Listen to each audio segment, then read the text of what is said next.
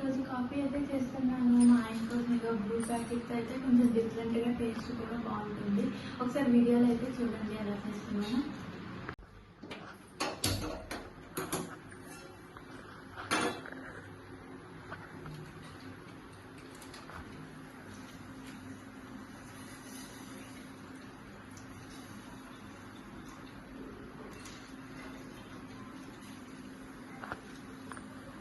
First పాలు అయితే వేసుకున్నామండి గిన్నెలను. కొంచెం వాటర్ అయితే వేసుకున్నాము. ఎక్కువ వాటర్ అయితే వేసుకోకండి, కాఫీ కాబట్టి మళ్ళీ బాగోదు. టీ అయితే పర్వాలేదు, ఎందుకంటే టీ అయితే కొంచెం మరుగుతుంది కదా, సో వాటర్ అనేది వేసినా కొంచెంసేపు పర్లేదు. బట్ కాఫీకి అలా కాదు కదా.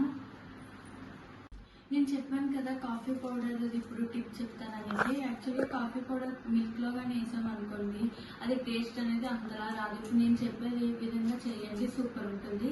చూడండి ఎలా చేస్తాను. ఫస్ట్ కొంచెం కాఫీ పౌడర్ అయితే వేసుకోండి. కొంచెం షుగర్ కూడా వేసుకోండి. తర్వాత కొంచెం లైట్గా వాటర్ వేసుకోండి, అది కరిగేలా అంతే. వేసుకొని ఇలా వస్తుంది కదా, మొత్తం మిక్స్ చేయండి బాగా. షుగరు మొత్తం కరగాలి ఆ వాటర్లోనే.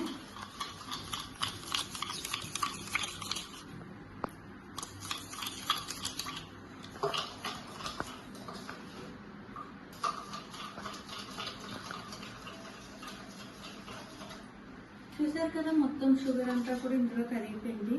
సో ఇప్పుడు పాలు అయితే మరుగుతూ ఉన్నాయి, చూడండి ఒకసారి.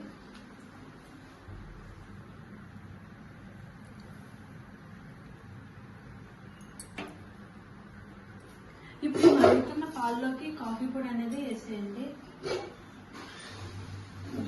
వేసి ఒక 1-2 మినిట్స్ అట్లా ఉంచండి, కాఫీ అయితే అయిపోతుంది. అయితే కొంచెం ఒక 2 మినిట్స్ అయితే మరుగుతుంది. ఇంకా స్టవ్ అయితే ఆపేసుకుందాం.